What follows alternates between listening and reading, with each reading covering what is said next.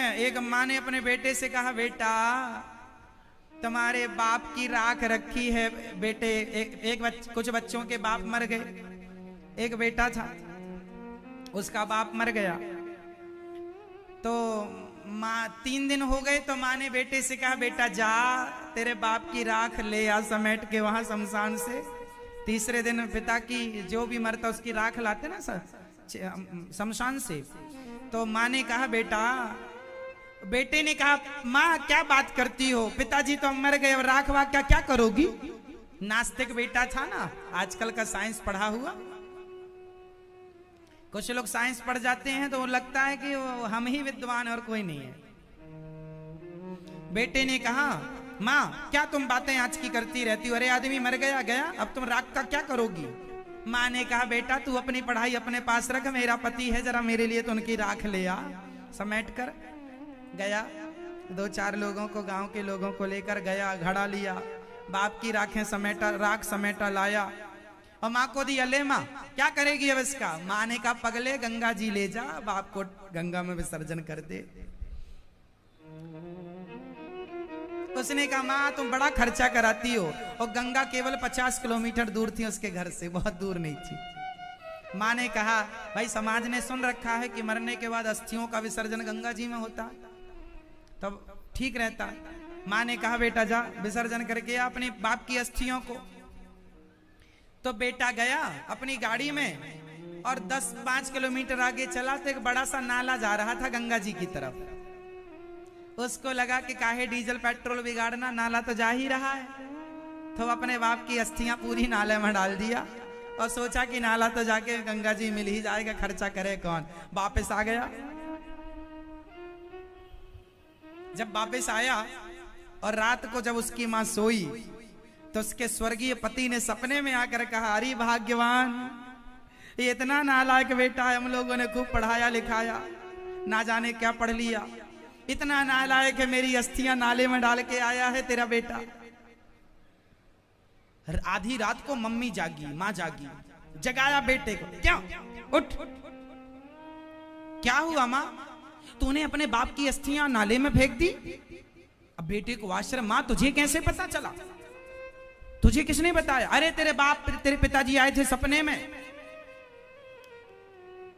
बेटे ने कहा, पापा भी हद करते हैं मां, 40 किलोमीटर पीछे आ सकते हैं, 10 किलोमीटर और आगे नहीं जा सकते थे कि वो नाला से सीधे गंगा में मिल ही रहे थे। पीछे बताने आ गए कि मैं अभी नाले में हूं, थोड़ा और आगे, पीछे आगे नहीं जा सकते। पापा को भी क्या सूझी है, ना सोते हैं ना सोने देते हैं, सो जा। तो आज की औलादें ऐसी हैं कि ये तुम्हारी अस्थियां गंगा जी तक पहुंचेंगी कि नहीं, इसकी भी आज गारंटी नहीं है, क्योंकि संस्कारहीन होते जा रहे हैं बच्चे।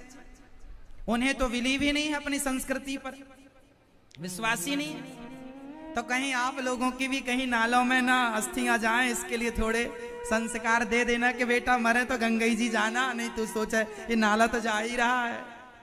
इसलिए कहता हूं, तुम जीते जी अपनी अस्थियां तो विसर्जन कर नहीं सकते, लेकिन जो कर सकते हो वो कर लो, तेरी वेरी कर लो, वो कर सकते हो। ब्राह्मण खूब खवाओ जिमाओ, खूब खिलाओ पिलाओ, जो कर सको कर लो, बच्चों के भरोसे ना बैठना। क्या भरोसा कि ये तेरा ब्राह्मण खवाएंगे कि नहीं खवाएंगे। आजकल तो तर्क होता है ना, अरे ब्राह्मण खवाने से क्या होता, तेरा ब्राह्मण भी बोझ लगने लग गए हैं आजकल तो, हाँ या ना, हाँ कि ना। इसलिए अब आपके बच्चे गया जी जाएंगे इसकी गारंटी नहीं है। इसलिए अपने हाथ से भागवत जी सुन लो। भागवत जी की पोथी पाठ इसलिए होती है कि आपने यदि कोई कुछ भी ना करे आपके नाम का आपके मरने के बाद, तो भागवत के बल पे आप भवसागर से पार लग जाएंगे। और जिनका शरीर नहीं है अब, उनके लिए कोई भागवत, धुंधकारी के लिए भागवत सुनाई गई, सदगति हुई। परीक्षित को 7 दिन भागवत सुनाई गई, सदगति हुई। तो भागवत तो सबकी गति करने। व्यास जी को पता था कि कलयुग में शायद ऐसे ही होने लग जाएगा, इसलिए उन्होंने भागवत जी की रचना की कि जाओ यदि कोई भागवत सुन लेगा 7 दिन तो भी उसकी गति हो जाएगी।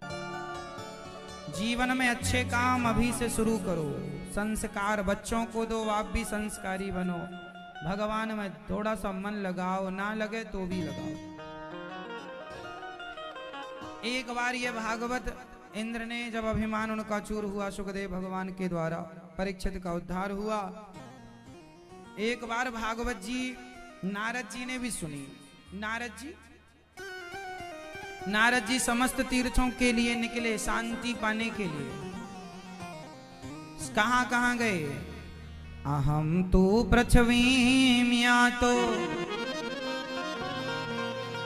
ज्ञात्वा सर्वोत्तमामिति पुष्करम च प्रयागम च काशीं गोदावरीं तथा हरे क्षेत्रम कुरुक्षेत्रम श्रीरंगम सेतुबंधनम एवमादिषु तीर्थेषु भ्रममाणतस्ततः ना पश्यम कुत्रमिच्छरमः मनः संतोष कारकम। नारद जी बोले, मेरे मन को कहीं संतोष नहीं मिला, सब जगह अशांति।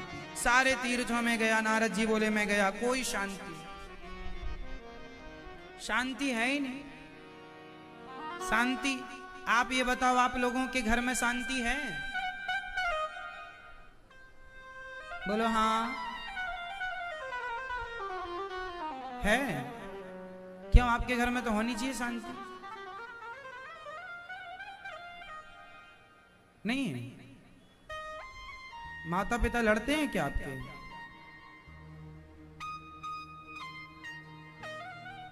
लड़ते हैं? हैं? अच्छा, आपका छोटा भाई लड़ता है आपसे?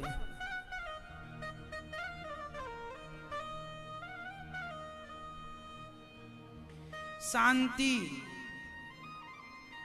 जीवन में शांति तब मिलेगी। अच्छा बताओ, आप सब लोग शांति चाहे, भगवान करे आप सबके घर में शांति हो, पर मुझे ये बताओ कि शांति के लिए हमें क्या करना चाहिए?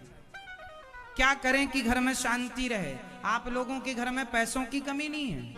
आज लोग ठीक ठाक पैसा कमा लेते हैं, भगवान दाल रोटी सबकी चला रहे, सब ठीक चल रहा है। यदि हमने देखा आज बड़े बड़े लोगों के घरों में शांति नहीं है, शांति क्यों नहीं है? आप बताओ, शांति बनी रहे इसके लिए क्या करना पड़ेगा? पहले आप बताओ, फिर हम बताएंगे। आप बताओ, मैया बताएंगी। अच्छा मैया तो पता है ना, कोई बूढ़ी है, आप लोगों से पहले पूछते हैं। बेटा बताओ, आप बताओ, शांति के लिए क्या करना पड़ेगा? आपसे सवाल है, आप जो आप कुछ खा रही हो आपसे पूछ रहे हैं। बताओ, शांति के लिए क्या करना चाहिए हमें? क्या करें कि शांति हो घर में? क्या शांति के लिए क्या चाहिए? आप बताओ, बैठे बैठे हैं? अपने मन में काबू रखना, काबू करना मन में, शांति। आप बताओ जी, चश्मा वाले भैया, क्या शांति के लिए क्या करना है हमें? आप बताइए, आप बताइए। अच्छा, काम क्रोध का त्याग कर देंगे, शांति। आज एक बहुत बढ़िया मैं उपाय बताऊंगा शांति वाला, यदि आप इसको अपना लेंगे, फॉलो कर लेंगे, तो आपके जीवन में शांति शांति। किस किस को बताऊं मैं? बता दें? चलो, आपको नहीं बताएं? अच्छा सुनो, सब लोग सुनेंगे। एक घर में एक बहू थी, उनके ससुर जी थे, उनकी सास थी, उनके पति थे, और उनकी एक जेठानी भी थी, एक देवरानी भी थी, देवर भी था और जेठ भी था। मतलब एक घर में जो एक परिवार हरा भरा होना चाहिए, वो एक घर में सब कुछ था। उस घर की मैं एक सच्ची घटना सुना रहा हूं, सुनना। एक बाप के बच्चे हैं, सभी बच्चे अपना कमाते हैं, खाते हैं, खुश रहते हैं। एक दिन लक्ष्मी माँ ने घर के बुजुर्ग बड़े पुरुष से कहा, सुनो, आज सुन लो पूरे घर वालों। हाँ हाँ जी, माँ लक्ष्मी बोल रही हैं। लक्ष्मी जी ने कहा, मैं 15 दिन बाद इस घर को, आपके घर को छोड़कर जा रही हूं। कितने दिन बाद? 15 दिन बाद मैं आपके घर को छोड़कर जा रही हूं। मेरे से कोई वरदान मांगना हो तो मांग लो, ताकि मैं तुम्हें देकर चली जाऊं। मुझे मत रोकना। मुझे मत रोकना, मैं 15 दिन बाद जा रही हूं। अब सोचो कि किसी के घर से लक्ष्मी जी कहें कि मैं 15 दिन बाद चली जाऊंगी, तो वो आदमी, माँ लक्ष्मी ने कहा कि मैं थोड़ा घर में डिस्कस कर लूं सबसे। आपने कहा कुछ मांग लो, लक्ष्मी जी ने ऑप्शन दिया कुछ हमसे मांग लो, कोई एक वरदान आप हमसे ले सकते हैं। ठीक है, लक्ष्मी जी कहकर चली गई। अब घर के सभी लोग बैठे, कुछ लोगों ने कहा अच्छा बताओ उन लोगों को क्या मांगना चाहिए लक्ष्मी जी से। यदि आपसे लक्ष्मी जी कहें कुछ मांग लो 15 दिन बाद हम चली जाएंगे, तो आप लोग क्या मांगते? आप क्या मांगते लक्ष्मी जी से? हैं?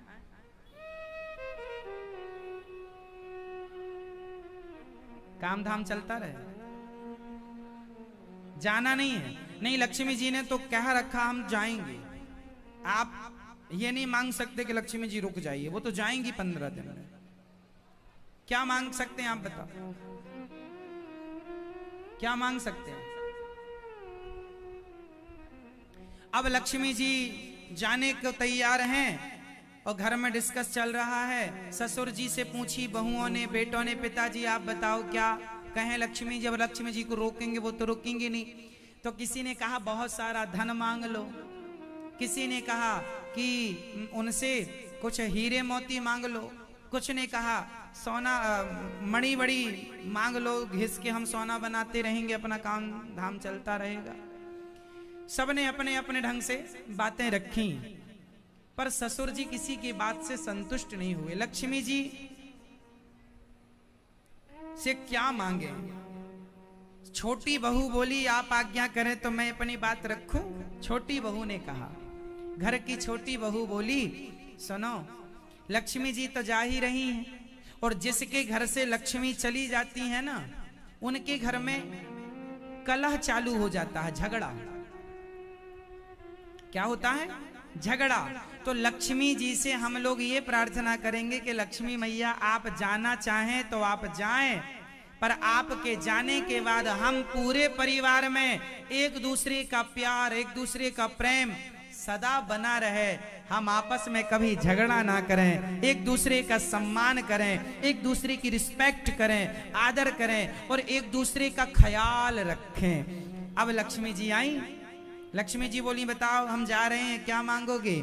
सब ने एक सुर में कह दिया माँ आप जा ही रही हैं, गुजारा तो जैसे तैसे दाल रोटी से हम लोग कर ही लेंगे, अमीरी गरीबी तो आती जाती रहती है, लेकिन घर में ज्यादा पैसे आ जाएं या बिल्कुल चले जाएं, ये दो स्थितियों में घर में विवाद की स्थितियां अपनों के बीच में उत्पन्न होती हैं। पैसा विवाद कराता है, आए तो जाए तो, हाँ या ना? तो लक्ष्मी जी से उन लोगों ने कहा कि हम क्या मांगा लक्ष्मी जी से, बोलो। हम आपस में कभी झगड़ा ना करें, भाई भाई प्रेम से रहें, बड़ों का सम्मान करते रहें, बड़ों की सेवा करते रहें और अपनों से प्रेम के साथ प्रभु का ध्यान चिंतन करते रहें। प्रेम हम आपस में सबके एक दूसरे के बीच में, जेठानी देवरानी, भाई भाई, पिता माता, सबके बीच में क्या बना रहे? सबके बीच में क्या बना रहे? जोर से, सबके बीच में क्या बना रहे? आपस में क्या बना रहे? लक्ष्मी जी ने जब ये सुना कि आप लोग प्रेम चाहते हैं, अब लक्ष्मी जी बोली सुनो, जहां प्रेम होता है वहां तो मैं होती ही होती हूं, मैं ही कैंसल करती